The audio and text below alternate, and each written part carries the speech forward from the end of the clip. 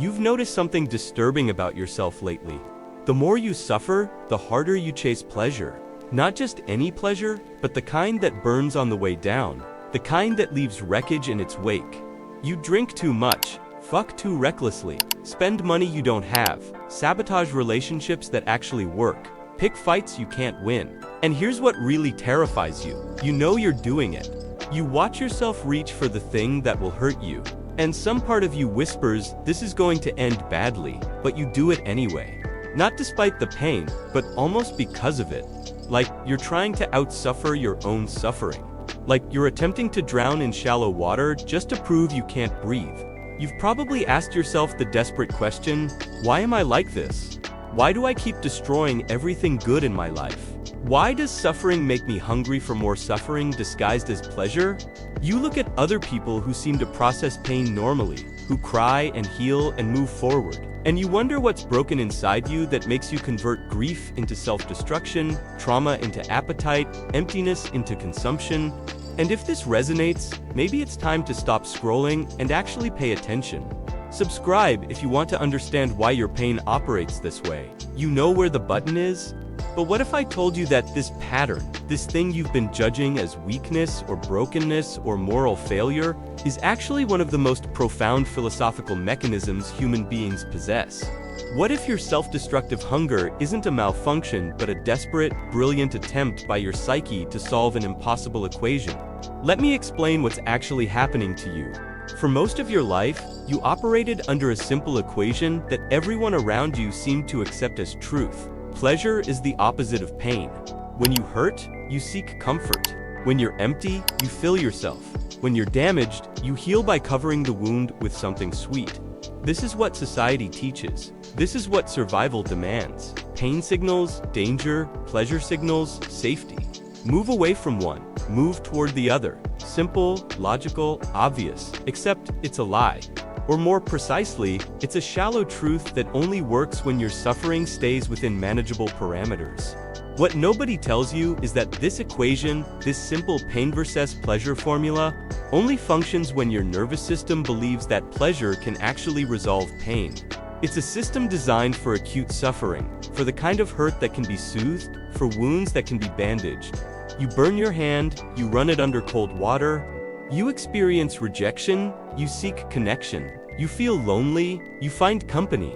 The system works beautifully when the problem and the solution exist on the same plane of reality. But when suffering becomes chronic, when it embeds itself in your nervous system, when trauma isn't an event but a condition, when the void inside you is so vast that no amount of pleasure can fill it, something extraordinary happens. The equation inverts. Martin Heidegger spent his life examining what he called being toward death. This fundamental human capacity to confront our own finitude, our own nothingness. He understood that human beings are the only creatures who can see the void inside existence itself. We don't just experience pain, we experience the awareness of pain. We don't just feel empty, we feel empty about feeling empty. And this creates a strange recursive loop, a hall of mirrors where suffering multiplies by observing itself. When you suffer beyond a certain threshold, your relationship with pleasure fundamentally transforms. It stops being a solution and becomes a measurement device. You're no longer seeking pleasure to escape pain. You're seeking intensity to prove you can still feel anything at all. Think of it like this. Imagine you've been swimming in ice-cold water for hours. Your body is numb. You can barely feel your limbs. Someone throws you a rope, but you can't feel it in your hands. You can't tell if you're gripping it or if it's slipping away. So, what do? You grip harder. You squeeze until your fingers ache, until the rope cuts into your palm, because pain is the only sensation strong enough to break through the numbness. You're not trying to hurt yourself. You're trying to feel the rope. But from the outside, it looks like you're deliberately injuring your hands. This is what's happening when you chase destructive pleasure while drowning in suffering. You're not stupid, you're not weak, you're numb. And you're using intensity, danger, transgression, pain itself as a way to locate yourself in reality. Every reckless decision, every self-sabotaging choice, Every moment you reach for the thing you know will hurt you is your nervous system screaming, I need to feel something real. I need to know I still exist. The pleasure you chase when you're in deep suffering isn't about enjoyment. It's about verification. It's about testing whether the part of you that can feel anything is still alive. If you're still here, you already know this isn't surface-level content. Hit subscribe if you want to keep going deeper into what your pain is actually trying to tell you. This is what happened to you. Somewhere along the way, you suffered beyond the threshold where normal pleasure could reach you. Maybe it was trauma. Maybe it was loss. Maybe it was 1,000 small abandonments that accumulated into permanent emptiness. Maybe you don't even remember when it started, but at some point, your nervous system made a calculation. If I can't feel good anymore, I at least need to feel something. And the only sensations powerful enough to penetrate numbness are extreme ones: danger, transgression, destruction. The pleasure you chase now isn't pleasure at all. It's intensity wearing pleasure's mask. So, you drink until you black out because oblivion is a feeling. You fuck people who treat you badly because rejection is a sensation. You spend money recklessly because the panic of consequences is an emotion. You sabotage good relationships because watching something die is more vivid than watching it live. You court disaster because crisis is the only state intense enough to make you feel present in your own life. And the cruelest part? Each time you do this, each time you convert suffering into self-destructive appetite, you confirm your original numbness. The pleasure doesn't work. The intensity fades, the void remains, so you need more next time. Stronger, darker, more dangerous. The threshold keeps rising because you're not actually satisfying hunger, you're feeding it. Now, let me give you an analogy, and I need you to really sit with this, because it explains everything about why you operate this way. Imagine you wake up in a room with no windows. It's completely dark. You've been here for days, maybe weeks. You've lost track. Your eyes have adjusted to the darkness as much as they can, but you still can't see anything. You know there are walls because you've touched them. You know there's a floor because you're standing on it, but you can't see.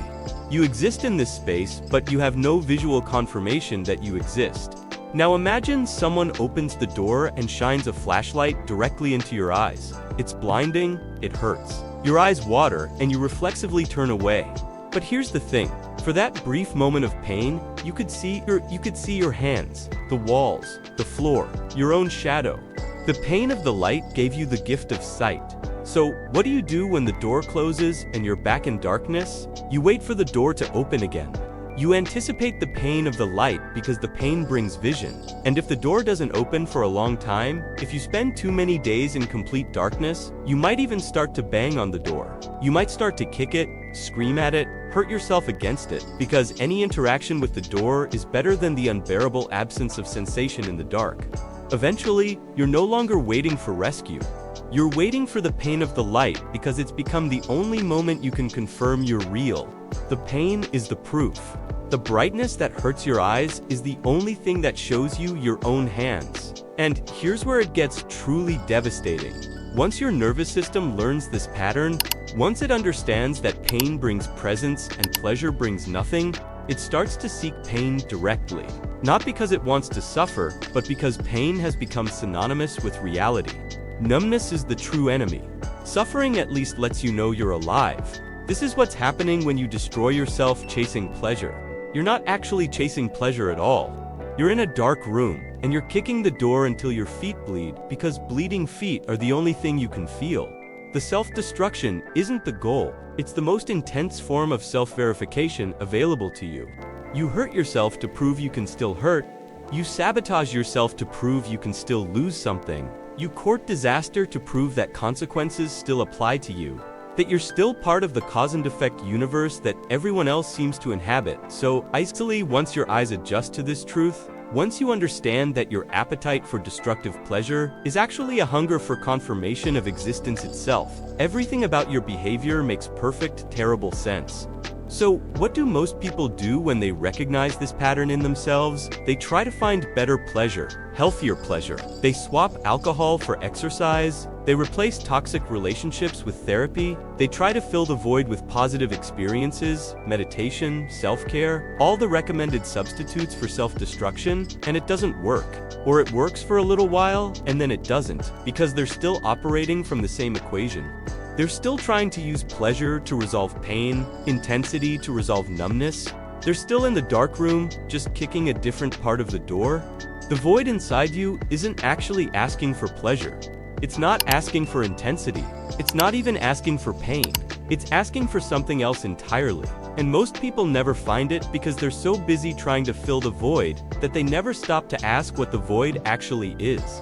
Søren Kierkegaard understood this when he wrote about despair. He said despair isn't just sadness or suffering, it's the sickness of the self that doesn't want to be itself.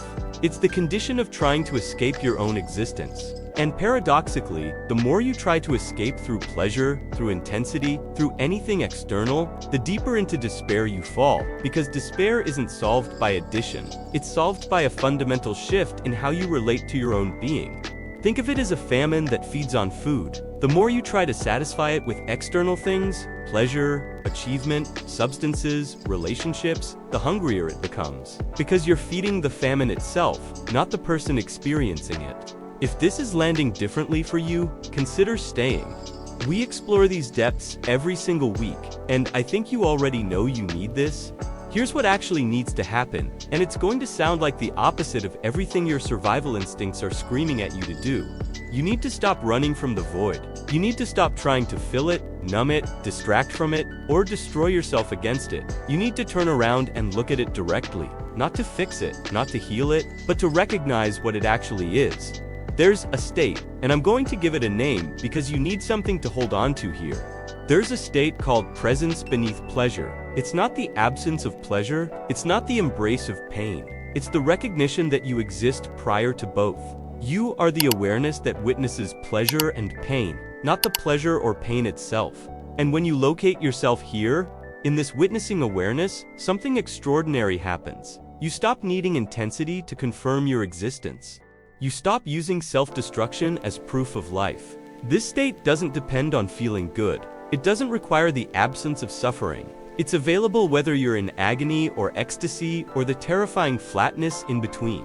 It's the ground beneath all experience. And the reason you've never found it is because you've been looking for it inside experience itself. You've been trying to feel your way to it, but it's not a feeling. It's what feels the feelings. In Hegelian terms, this is the difference between existing as das, being there, present to the fact of your own existence, versus existing as das man. The they, lost in the endless distraction of socially prescribed pleasures and pains. When you're lost in das man, you experience yourself as a collection of appetites that need satisfying, wounds that need healing, voids that need filling. But when you recognize yourself as Desine, as the aware presence prior to all of this, the nature of suffering itself transforms. The void you've been running from isn't actually empty, it's spacious. There's a difference. Emptiness is the absence of something that should be there. Spaciousness is the presence of capacity itself. What you've been experiencing as unbearable nothingness is actually the awareness that can hold anything, including suffering, without being destroyed by it. This is why the pleasure never works. This is why the intensity always fades. This is why you keep destroying yourself and nothing ever fills the space inside you. Because you're trying to pour experience into awareness itself. You're trying to fill the container with itself. Now, I must warn you about something. And this is important because if I don't tell you this now, you're going to try what I'm describing and feel disappointed and give up. This state, this presence beneath pleasure, is going to seem boring at first. It's going to seem like nothing. You've trained your nervous system to only recognize extreme intensity as real. You've conditioned yourself to believe that if something doesn't hurt, or thrill, or terrify, or exhilarate, it doesn't count as existence. So when you first encounter this quiet, steady awareness, this simple fact of being present prior to all experience, your mind is going to reject it as insufficient. You're going to think this can't be it. This is just nothing. I'm still empty. And you're going to reach for the familiar intensity again, the drink, the bad decision, the self-sabotage, the dramatic pain? Because at least that feels like something, but here's what you must understand. Intensity is not the same as reality. Loudness is not the same as truth. The fact that this awareness is quiet doesn't mean it's weak. It means it's fundamental. It means it was there before the noise, and it will be there after the noise ends. The intensity you chase is built on top of this awareness. The suffering you drown in is experienced by this awareness, but the awareness itself is untouched. Arthur Schopenhauer spent his entire philosophical career examining what he called the will, this blind, insatiable force that drives all human striving and suffering. He understood that as long as you identify with the will, as long as you believe you are your appetites and desires and wounds, you will suffer endlessly because the will is endless. It can never be satisfied. It can only want more. But Schopenhauer also pointed to something else, a mode of existence he called the aesthetic consciousness, where you step back from identification with the will and simply witness it. You watch your desires arise and pass. You observe your suffering without becoming it. And in that witnessing, there's a profound peace that doesn't depend on the content of what you're witnessing. This is what presence beneath pleasure actually is. It's not a feeling. It's a shift in identification. It's recognizing that you are not the void. You are the space in which the void appears. And I know you're probably thinking, this sounds abstract, philosophical, useless compared to the urgent reality of your suffering and your appetite for destruction. So let me make this concrete. Let me tell you about someone. We'll call him Marcus, because his story is your story, just with different details. Marcus had been through the kind of childhood that leaves permanent marks. Not dramatic abuse, nothing that would make headlines, just the slow, steady erosion of never quite being seen, never quite being enough, never quite mattering. By the time he was in his 20s, he'd learned to convert every emotion into appetite. Sadness became drinking, anger became sex. Emptiness became spending. Grief became self-destruction. He didn't know how else to be. He'd wake up in strangers' beds, or in his own bed surrounded by evidence of last night's disasters, and he'd feel this familiar combination of shame and emptiness. And within hours, he'd be planning the next escape, the next intensity, the next way to feel something strong enough to drown out the void. His friends staged interventions, his therapists offered coping strategies. He tried all the recommended substitutes, exercise and meditation, and healthy relationships. And they'd work for a little while before the void would crack open again and swallow everything. What changed wasn't a technique. It wasn't a revelation. It was a moment of complete surrender. He was standing in his kitchen one afternoon, completely sober, not in crisis, just making coffee, and he felt it, the void opening up inside him like a sinkhole. The familiar panic started, the voice that said, do something, find something, fix this, run from this. And for the first time in his life, he didn't move. He just stood there and let it be there. The void, the terrible spaciousness inside him that he'd been running from his entire life, and something clicked. He realized the void wasn't killing him. It was just there. It had always been there. All the running, all the pleasure chasing, all the self-destruction, none of it had ever touched the void. He'd been at war with something that wasn't actually his enemy. He started operating differently after that, not because he healed or fixed or filled the void, but because he stopped treating its presence as an emergency. When the impulse arose to drink until he disappeared, he'd feel the impulse and watch it. When the urge came to sabotage something good, he'd notice it without obeying it. The impulses didn't stop, the void didn't close, but he stopped being controlled by them. The last time I asked him how he was doing, he said something that perfectly captures what I'm trying to tell you. He said, I still feel empty sometimes, but I'm not afraid of it anymore. The emptiness is just space, and space can hold things without being destroyed by them. This is the shift I'm pointing you toward, not fixing the void, not filling it. Recognizing what it actually is and what you actually are in relationship to it. You are in the middle of this process right now. Every moment you feel the void, and don't immediately run toward intensity or self-destruction. You're practicing this every time you feel numb, and don't immediately try to hurt yourself into feeling you're learning. It feels like dying because something is dying.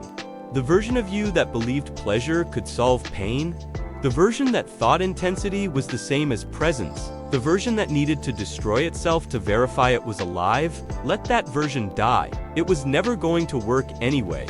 If you've made it this far, you're clearly not here for shallow content. Subscribe, and let's keep dismantling these patterns together. Think of it like a caterpillar dissolving in its cocoon. If you could ask the caterpillar what's happening, it would tell you it's dying. From the inside, the experience is total dissolution. Everything it knew as itself, liquefying into chaos. There's no moment where it thinks, oh, I'm becoming a butterfly. There's only the terror of everything solid turning to fluid. Every structure it relied on collapsing into soup, but it's not death, it's transformation. The dissolution is necessary. The form that could crawl had to liquefy before the form that could fly could emerge. And here's the crucial part. The caterpillar doesn't make itself into a butterfly. It doesn't try to transform. It surrenders to a process that's already happening. The wisdom is in the surrender, not the effort. This is what's happening to you right now. The version of yourself that believed pleasure could fill the void, that thought self-destruction was proof of existence, that needed intensity to feel real, that's dissolving. It feels like you're falling apart because you are. The structure you've been using to navigate reality is liquefying, and your instinct is to panic, to try to rebuild it, to reach for the familiar intensity to confirm you're still you. But what if you didn't? What if you just let the dissolution happen? You're in the middle of this process now.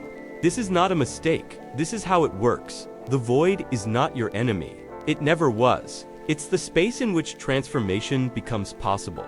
You've been trying to fill it, to fight it, to numb it, to destroy yourself against it. But the void was waiting for you to stop running. It was waiting for you to turn around and see it for what it actually is. Not emptiness, but infinite capacity. Not absence, but presence so vast it feels like nothing. So here's what you do, and I need you to understand that this is not a technique. This is not another strategy to try. This is a fundamental reorientation of your entire being. You stop trying to fix the void. You stop trying to fill it. You stop treating its presence as evidence that something is wrong with you. When the impulse arises to chase destructive pleasure, to drink or fuck or spend or sabotage, you pause. Not to resist the impulse, not to white-knuckle your way through it, but to actually feel what's underneath it. To locate the void that's driving the impulse, and instead of running from it, you let it be there. You sit with it. You breathe with it. You let it occupy space in your body without needing to do anything about it. The void is not a problem to solve. It's a space to inhabit. When pleasure arises naturally, you let it be pleasure. When pain arises, you let it be pain. But you stop using either one as a way to prove you exist. You stop measuring your reality by intensity. You start recognizing that you are the awareness prior to all of it. The space in which pleasure and pain and numbness all occur, and that space is never damaged by what it contains. Here's what you need to stop doing immediately. Stop seeking intensity as verification. Stop using self-destruction to prove you're alive. Stop treating every moment of flatness as an emergency that needs to be resolved with drama. Stop comparing your internal experience to other people's external appearance. Stop waiting for a feeling to arrive that will finally permanently confirm that you're real and you matter and you're okay. And here's the paradox you need to hold. The only way to fill the void is to stop trying to fill it. The only way to verify your existence is to stop needing verification. The only way to heal your relationship with pleasure is to stop using pleasure as medicine for pain. Because pleasure isn't medicine. Pain isn't the enemy. And you are not broken. You're just confused about what you are. You think you're the void. You think you're the numbness. You think you're the collection of wounds and appetites and patterns that drive you towards self-destruction. But you're not. You're the awareness that watches all of this happen. You're the space that holds it. And that space has never been damaged. Not once. No matter what you've experienced or done to yourself. Friedrich Nietzsche wrote about the eternal return. The idea that if you had to live your exact life over and over forever, would you embrace it or reject it? He meant it as a test of your relationship with existence itself. Are you at war with your own being? Or have you made peace with it? Right now, you're at war. You're fighting the void with pleasure. You're fighting numbness with intensity. You're fighting existence itself with self-destruction. And you will never win that war because you're fighting yourself. The void is not separate from you. The numbness is not separate from you. They're expressions of the same awareness you're trying to escape into.